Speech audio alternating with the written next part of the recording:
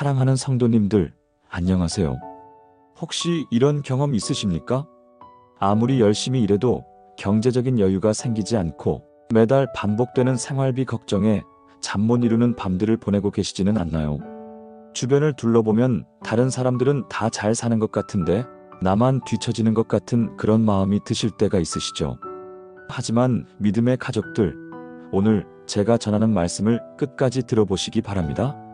하나님께서는 당신의 자녀들에게 부요함의 은혜를 예비해 두셨고 그 은혜가 임하기 직전에는 반드시 나타나는 특별한 신호들이 있습니다. 오늘 말씀을 통해서 5가지 신호를 확인하시고 하나님께서 여러분의 삶에 부어주시려는 놀라운 축복을 온전히 받으시는 복된 시간이 되시기를 주님의 이름으로 축복합니다.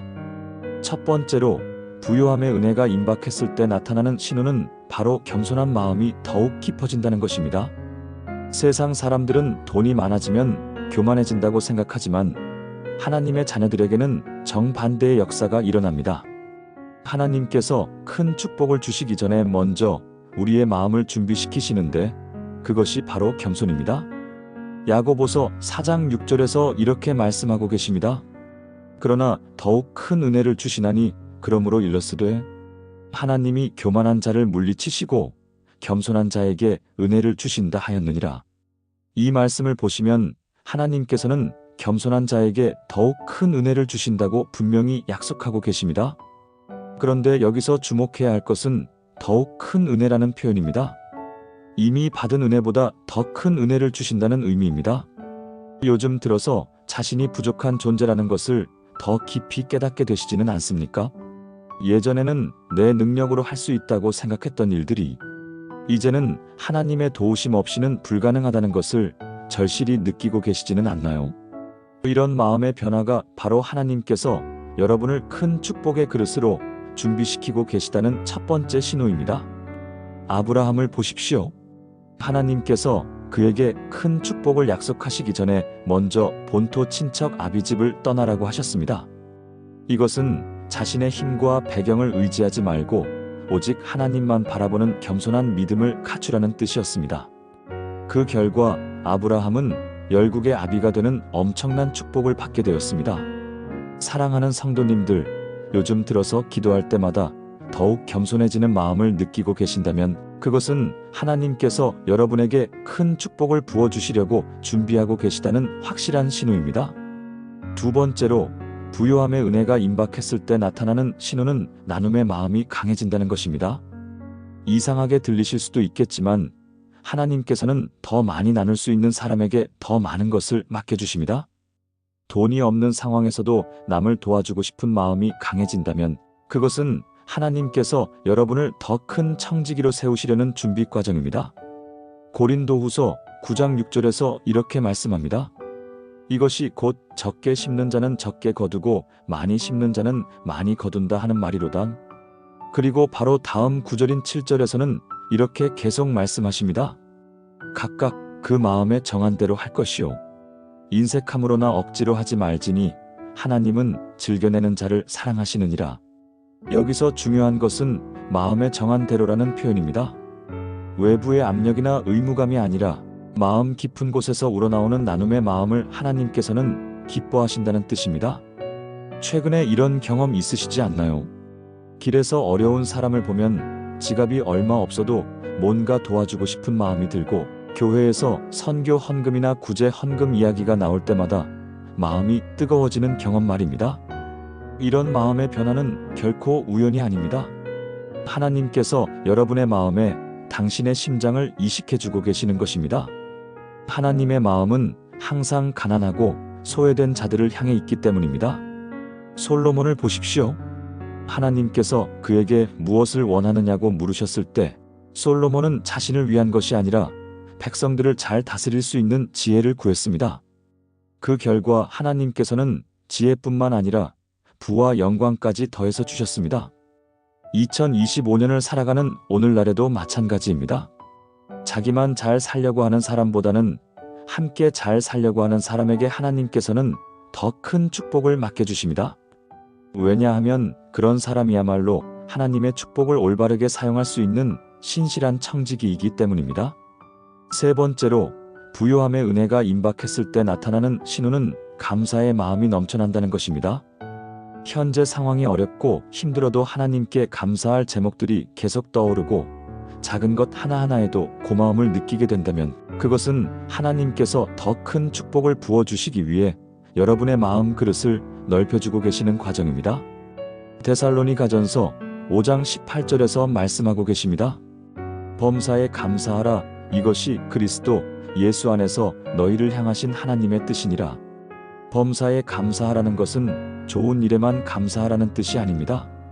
어떤 상황에서든지 하나님의 선하신 뜻을 발견하고 감사할 수 있는 마음을 갖추라는 의미입니다.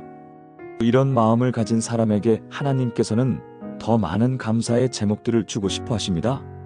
마치 좋은 음식을 맛있게 먹는 사람에게 더 좋은 음식을 대접하고 싶어 하는 것과 같은 이치입니다. 요즘 이런 변화를 경험하고 계시지는 않습니까? 예전에는 불평하고 원망했던 상황들에서도 하나님의 은혜를 발견하게 되고 당연하게 여겼던 일상의 작은 일들에도 감사함을 느끼게 되는 경험 말입니다. 아침에 눈을 뜨는 것, 가족이 건강한 것, 오늘 하루도 일할 수 있다는 것, 이런 평범한 일들이 이제는 특별한 은혜로 느껴지지 않나요? 다윗을 보십시오. 그가 시편에서 수없이 감사의 고백을 드렸습니다. 특히 시편 23편에서 여호와는 나의 목자시니 내게 부족함이 없으리로다라고 고백했을 때 다윗은 궁핍한 목동이었습니다. 하지만 그 감사의 마음이 하나님의 마음을 움직였고 결국 이스라엘의 왕이 되는 놀라운 축복을 받게 되었습니다. 감사는 단순한 감정이 아닙니다. 감사는 하나님의 선하심을 인정하는 믿음의 고백이며 더 큰 축복을 받을 수 있는 마음의 그릇을 넓히는 영적인 훈련입니다. 사랑하는 믿음의 가족들, 요즘 들어서 감사할 일들이 더 많이 보이시고 작은 일에도 감동받는 마음이 생기셨다면 그것은 하나님께서 여러분에게 더 큰 감사의 제목들을 주시려고 준비하고 계시다는 분명한 신호입니다. 네 번째로 부요함의 은혜가 임박했을 때 나타나는 신호는 하나님의 말씀에 대한 갈급함이 더욱 강해진다는 것입니다. 세상 사람들은 돈이 생기면 세속적인 것들에 마음을 빼앗기기 쉽지만 하나님의 자녀들은 정반대입니다. 하나님께서 물질적 축복을 주시기 전에 먼저 영적인 기초를 튼튼하게 만들어 주시는데 그 과정에서 말씀에 대한 갈급함이 더욱 강해지는 것입니다. 마태복음 5장 6절에서 예수님께서 이렇게 말씀하셨습니다. 의에 줄이고 목마른 자는 복이 있나니 그들이 배부를 것이며. 여기서 줄이고 목마르다는 표현은 단순한 관심이나 호기심을 뜻하는 것이 아닙니다. 생존의 필수적인 음식과 물을 간절히 원하는 것처럼 하나님의 의와 말씀을 절실히 갈망하는 마음을 의미합니다. 이런 마음을 가진 사람들에게 하나님께서는 배부를 것이라고 약속하고 계십니다. 영적으로 배부를 뿐만 아니라 모든 면에서 만족과 충족을 경험하게 될 것이라는 의미입니다. 요즘 이런 경험을 하고 계시지는 않습니까? 성경을 읽을 때마다 새로운 은혜가 임하고 예배 시간이 기다려지며 기도할 때마다 하나님과 더 가까워지는 느낌을 받으시는 경험 말입니다. 이전에는 의무적으로 했던 말씀 묵상이나 기도가 이제는 하루 중 가장 소중한 시간이 되었고 하나님의 뜻을 알고 싶은 마음이 간절해졌다면 그것은 하나님께서 여러분을 큰 축복의 그릇으로 준비시키고 계시다는 확실한 증거입니다. 욥을 생각해 보십시오. 그가 모든 것을 잃고 극한의 고통을 당했을 때도 하나님을 원망하지 않고 오히려 하나님을 더 깊이 알아가려고 했습니다. 욥기 23장 12절에서 욥은 이렇게 고백했습니다. 그의 입술의 명령을 어기지 아니하고 일정한 음식보다 그의 입의 말씀을 귀히 여겼구나. 욥은 육체적인 음식보다 하나님의 말씀을 더 귀하게 여겼다고 고백했습니다. 그 결과 하나님께서는 욥에게 이전보다 갑절의 축복을 주셨습니다. 2025년을 살아가는 오늘날에도 마찬가지입니다. 경제적으로 어려운 상황일수록 세상의 방법을 찾기보다는 하나님의 말씀 속에서 답을 구하는 사람에게 하나님께서는 세상이 줄 수 없는 참된 부요함을 허락해 주십니다.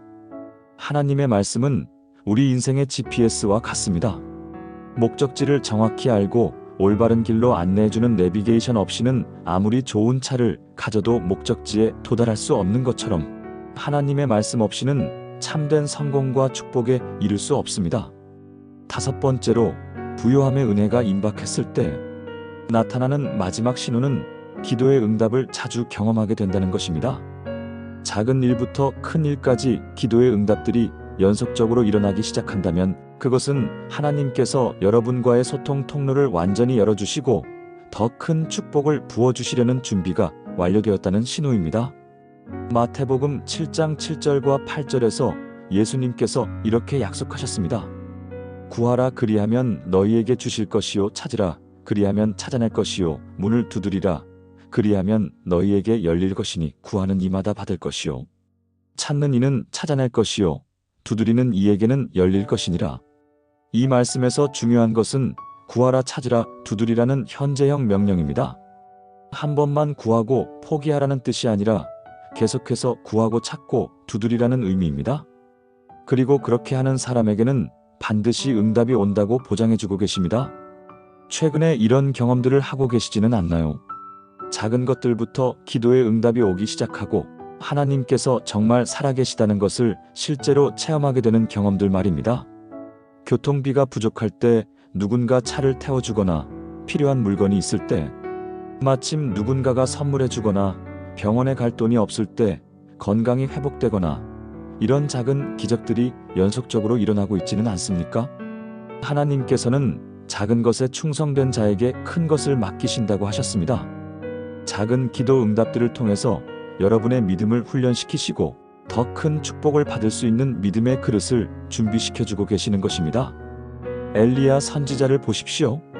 3년 6개월 동안의 가뭄 후에 비를 내려달라고 기도할 때 처음에는 손바닥만한 구름 한 조각이 보였을 뿐이었습니다. 하지만 엘리야는 그 작은 신호를 보고 큰 비가 올 것을 확신했고 결국 큰 소나기가 내렸습니다. 작은 기도 응답들은 하나님께서 여러분에게 보내시는 손바닥만한 구름과 같습니다. 그것을 보고 더 큰 축복의 소나기가 곧 쏟아질 것을 믿고 기대하시기 바랍니다. 이사야 65장 24절에서 하나님께서는 이렇게 약속하십니다. 그들이 부르기 전에 내가 응답하겠고 그들이 말을 마치기 전에 내가 들을 것이라. 기도의 응답이 자주 오기 시작했다는 것은 하나님께서 여러분의 기도에 귀를 기울이고 계시면 더 나아가서 여러분이 구하기도 전에 미리 준비해 두신 축복들이 있다는 의미입니다.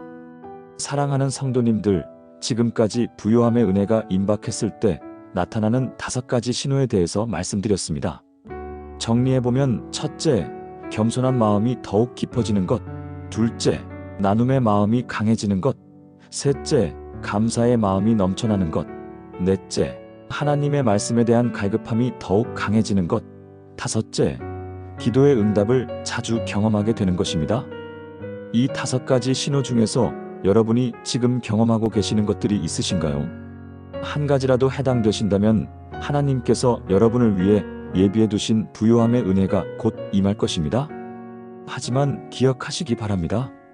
하나님의 축복은 세상의 복과는 다릅니다. 세상에 부는 사람을 교만하게 만들고 다른 사람들과 비교하게 만들지만 하나님의 부요함은 더욱 겸손하게 만들고 더 많은 사람들을 섬기게 만듭니다. 빌립보서 4장 19절의 말씀처럼 하나님께서는 그리스도 예수 안에서 영광 가운데 그 풍성한 대로 너희 모든 쓸 것을 채우실 것입니다. 그 약속을 붙잡고 오늘도 믿음으로 승리하는 하루가 되시기 바랍니다. 이 말씀이 여러분에게 소망과 믿음을 주었다면 좋아요 버튼을 눌러주시고 같은 고민을 하고 있는 주변 분들에게도 이 은혜를 나눠주시기 바랍니다. 그리고 댓글로 여러분이 지금 경험하고 계시는 하나님의 은혜의 신호들을 나눠주시면 서로에게 큰 격려가 될 것입니다. 하나님의 부요하신 은혜가 여러분 모든 분의 삶 가운데 충만히 임하시고 영혼이 잘됨 같이 범사가 잘되고 강건하시기를 주님의 이름으로 축복합니다.